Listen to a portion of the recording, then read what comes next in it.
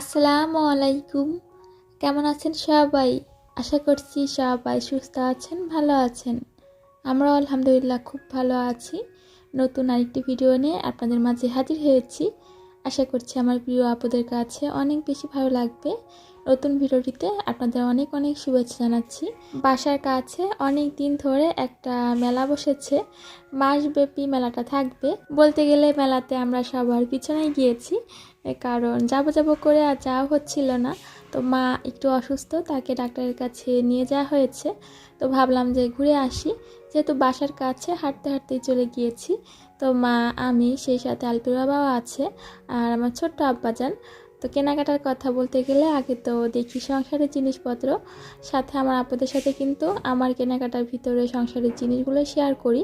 আলিফ শোনাতে এসেই আগে তার পছন্দের মাম পট একটা নিয়েছে। তো সে কিন্তু কখনো বলে না যে এটা দেয়া ওটা দিতেই হবে। সে বলে যে এই জিনিসটা সুন্দর। মা বাবা হিসাবে তো আমরা বুঝতে পারি কোনটা দিতে হবে আর কোনটা দিতে হবে না। তো এখন বের হয়ে যাব। তো এখানে মা কি যেন খোঁজার জন্য ব্যস্ত হয়ে পড়েছে। খাওয়া দাওয়া করে মেলা থেকে বের হয়ে তারপর মাকে ডাক্তার দেখিয়ে বাসায় চলে এসেছিলাম। তবে কোনো রকম ভিডিও করা হয়নি। আসলে এখন সময় সুযোগ মতন ভিডিও করতেও পারছি না। এই তো হয়তো তার পরদিন হবে। তো এই যে এই মিল্ক পটটা এনেছি। তো যখন এনেছিলাম তখন কিন্তু বাসায় এসে আগে চেক করেছিলাম যে পানি ঢালতে কোনো অসুবিধা হয় কি না, বা মিল্ক যখন ঢালবো এই প্যান থেকে তখন পড়ে যাবে কি না। তবে পরবর্তীতে কিন্তু এই সমস্যাটা হয়েছে। তো এটা সুন্দরভাবে ক্লিন করে নিলাম। এখন কফি তৈরি করব। একটা জিনিস বুঝতে পারি না, আমরা মেলাতে যাব, আমরা কেনাকাটা করব, আবার আমাদেরই টিকিট কেটে তারপর মেলাতে ঢুকতে হবে। তো অদ্ভুত লাগে না আপুরা এই বিষয়টা? আসলে বাণিজ্য মেলা থেকে শুরু করে এখন সব মেলাগুলোতে এরকম নিয়ম হয়েছে। যাই হোক আপুরা, এখানে মিল্ক জাল করে নিচ্ছি, এটাতে কফি তৈরি করা হবে। আর যখন প্যাকেটের মিল্কে এরকম বরফ থাকে তখন আপুরা বলেন কীরকম লাগে। প্যাকেটে থাকলে তো কোনো সমস্যা হয় না, প্যাকেটটা একটু কেটে তারপর পাতিলে ঢেলে ফেলতে পারি। বোতলে যখন বরফ জাতীয় কোনো কিছু থাকে এবং সেই জিনিসগুলো দিয়ে তখনই রান্না করতে হবে, তো যখন দেখি শেষ পর্যায়ে একটু করে বরফ রয়ে গিয়েছে তখন খুব বেশি রাগ হয় তো আমার। তো এখানে দুধটা জাল করে নিয়েছি, এরই মাঝে কফি তো তৈরি করছি, তবে দুইজনের জন্য এখানে ইলেকট্রিক বেটার দিয়ে এটা ফোম করে নিয়েছি। তবে আপনারা দেখুন অবস্থা কি হয়েছে। তো এই জায়গাটা পুরো একদম মিল্কে ভরে গিয়েছিল। তো সাথে সাথে আমি ক্লিনও করছি আবার ঢালছি। তো এত বেশি রাগ হয়েছে, এরকম হলে আসলে রাগ হওয়ারই কথা। পছন্দ করে তারপর মিল্ক প্যানটা এনেছি আর অবস্থা হয়েছে এরকম। এইসব মিল্ক প্যানের এই সমস্যাগুলো হয়ে থাকে আমার কিন্তু আগে থেকেই জানা ছিল। এই জন্য বাসায় এসে আগে চেক করে আলপি বাবাকে বলছিলাম যে এই প্যানটার কোনো সমস্যা নেই। এখানে মা বোতল ভর্তি করে গাছের খেজুরের রস এনেছে। তো আমাদের জন্য এনেছে আসলে গুড়ও তৈরি করে এনেছে। রস চাল করে কিন্তু খেজুরের গুড়, ঝোলা গুড় এগুলো হয়ে থাকে। তো মা ঝোলা গুড়টা তৈরি করে এনেছে আর আমি রসটা জাল করে ফেলছি, কারণ রস যখন গাছে থাকে গাছে কিন্তু পাখি এসে বসে, সেই সাথে পাখি খেতেও পারে। এই চিন্তা থেকে কিন্তু আমি রসটা জাল করে তারপর রাখছি, যদি আলিফ সোনা খায় একটু করে খাবে, না হয় জাল করে ফেলবো, একেবারে জাল করে শুকিয়ে ফেলবো আর কি। টাটকা টাটকা খেজুরের রস কিন্তু অসম্ভব ভালো লাগে, কত বছর যে খাই না। তো মা কিন্তু এই জন্য এনেছে বরফ করে। তো যাই হোক, এদিকে কিন্তু পিঠা তৈরি করছি। এটা হচ্ছে কলার বড়া পিঠা। আলিফের আবার অনেক বেশি পছন্দ, আমার ভালো লাগে না, সেই সাথে আলিফ সোনাও পছন্দ করে না। এইবার নিয়ে হয়তো আমি দ্বিতীয়বার তৈরি করছি। তো মা বাড়ি থেকে কলা এনেছিলেন, সেই কলা দিয়ে এই পিঠাগুলো তৈরি করছি। সেই দুপুর থেকে ভয়েস দেওয়া শুরু করেছি, একটু একটু করে ভয়েস দিচ্ছি আর দেখছি যে নয়েজ আসছে। আমার নিজের কাছেই ভালো লাগে না, আমার আপুদের কাছে তো আরও বেশি ভালো লাগবে না। তো কি করার, এখন খুব বেশি রাগ হয়ে ভাবলাম যে না, যেরকমই হোক না কেন ভিডিওতে ভয়েস দিয়ে ফেলি, না হলে ভিডিও আর আপলোড দেওয়া হবে না। তো এই তো এখানে কিন্তু পিঠাগুলো ভাজা হয়ে গিয়েছে, এখন তুলে নিচ্ছি। আর এদিকে খেজুরের রসটা জাল হচ্ছে। তো উপর দিয়ে কিন্তু হালকা এরকম হয়েছে, ভাতের উপরে যেরকম হয় আর কি। আপুরা কি কলার বড়া পিঠা কখনো তৈরি করেছেন আর কীভাবে তৈরি করেন আমাকে কমেন্ট করে জানাতে পারেন। আমি কিন্তু যেভাবে তালের বড়া পিঠা তৈরি করি সেভাবেই নারকেল দেই আর চিনি দেই, সেই সাথে চালের গুঁড়া, আটা এবং কলা দিয়েছি। তো এই তো অনেকগুলো পিঠা হয়েছে, এখানে কয়েকবার করে ভেজে নিয়েছি। তো এই কয়টা ভাজা হয়ে গেলে তারপর পিঠাগুলো তৈরি হয়ে যাবে। রাতে কিন্তু আমাদের রান্নাও করতে হবে। তো এই তো রাতের রান্নার প্রস্তুতিও নিচ্ছি। আমার প্রিয় মিষ্টি আপুরা, অনেক তো কথা বলছি। আচ্ছা, আপনারা কি এখনও লাইকটা দিয়েছেন?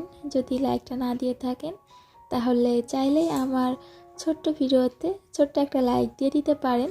কিচেনের একটার পর একটা কাজ করতে আছি। এখানে মাংসগুলো কেটে তারপর ম্যারিনেট করে রেখে দিয়েছিলাম। আর এদিকে মুগ ডাল ভেজে নিয়েছি, অয়েল জারে অয়েলটা ঢেলে নিয়েছি।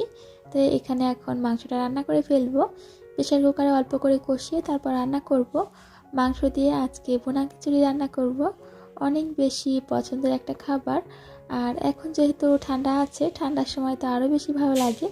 তবে শীত কিন্তু যায় যায় করে চলেই যাচ্ছে। বরাবরের মতন আমার আপুদের কাছে আজও আমি বলছি, শীত কিন্তু আমার অনেক বেশি পছন্দ। শীত যদি চলে যায় অনেক বেশি মিস করব। তবে আবারও আসবে বছর ঘুরে। মহান আল্লাহ পাক যদি আমাকে বাঁচিয়ে রাখেন তাহলে ইনশাল্লাহ পছন্দের ঋতুর সাথে আবার দেখা হবে। এখানে পেঁয়াজটা ভেজে তারপর এখানে কিছু গরম মশলা দিয়েছিলাম। তারপরেই তো ম্যারিনেট করা মাংসটা দিয়ে এটা কষিয়ে ফেলবো। বাটা মশলা কিন্তু মাংসের সাথে আগেই দেওয়া ছিল, এই জন্য আর পরবর্তীতে দিইনি। তো এখানে যেই ডালগুলো ভেজে নিয়েছি এগুলো জারে রেখে দিচ্ছি। কিছু ডাল কিন্তু অল্প অল্প পুড়েও গিয়েছে। আর পাশে কিন্তু আমি বুটের ডালটা ভিজিয়ে রেখেছি। বুটের ডাল, মুগ ডাল, সেই সাথে মসুর ডালও দিব। এখানে কিন্তু রান্নার জন্য মশলাগুলোও বের করে রেখেছি। এখন যেহেতু একটু ঠান্ডার সময়, বরফ ছাড়তে অনেক বেশি সময় নেয়। তো দুধের বোতলটা কি হয়েছে, ভিজিয়ে রেখেছিলাম। ভেবেছিলাম যে কোনো পিঠা তৈরি করব, তবে পিঠা তৈরি করেছি সেটা হচ্ছে দুধ ছাড়া পিঠা তৈরি করেছি, কলার পিঠা।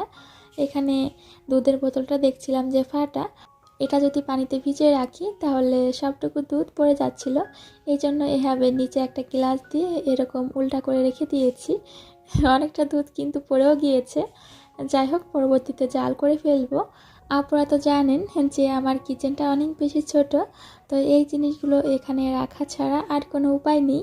তা আমার দেখে এখন এত বেশি হাসি পাচ্ছে যে বোতলটা আমি উল্টা করে কীভাবে রেখে দিয়েছি। ডাউলের সাথে এখানে আমি পোলাও চাউল নিয়েছি 1 গ্লাস এবং ভাতের চাউল নিয়েছি 1 গ্লাস। এখন এগুলো সুন্দরভাবে ক্লিন করে ফেলবো।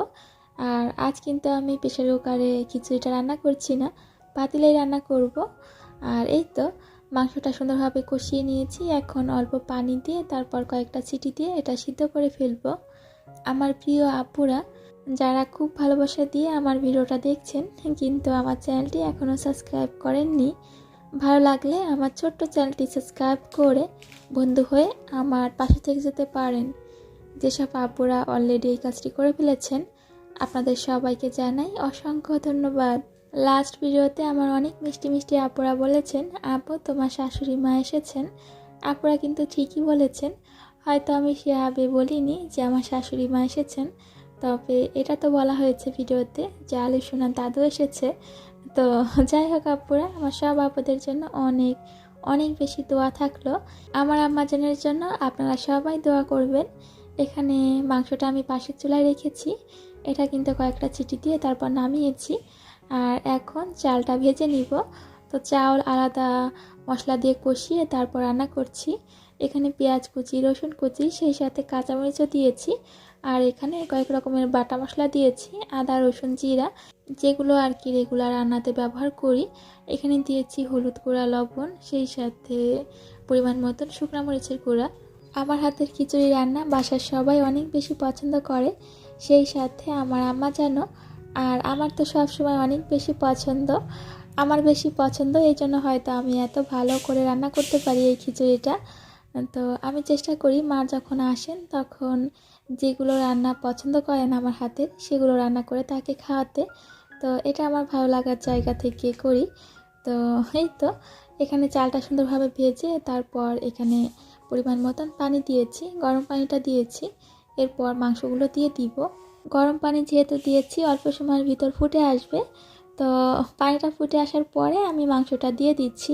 রাতে আমার খুব কম রান্না করা হয়, তবে মাঝে মাঝে ইচ্ছা হয় যে রাতে গরম গরম কিছু রান্না করি, তো সেই ইচ্ছা থেকেই আজকে কিন্তু খিচুড়ি রান্না করেছি। আসলে গরম গরম খিচুড়ি কিন্তু অসম্ভব ভালো লাগে, সেটা সকালে হোক, দুপুরে হোক বা রাতে।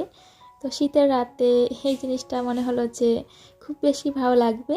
হয়তো কয়েকটা দিন গুছিয়ে সেরকমভাবে আমার আপুদের সাথে ভিডিও শেয়ার করতে পারবো না, তো আপুরা এখন দেখে নেন উল্টাপাল্টা ভিডিও।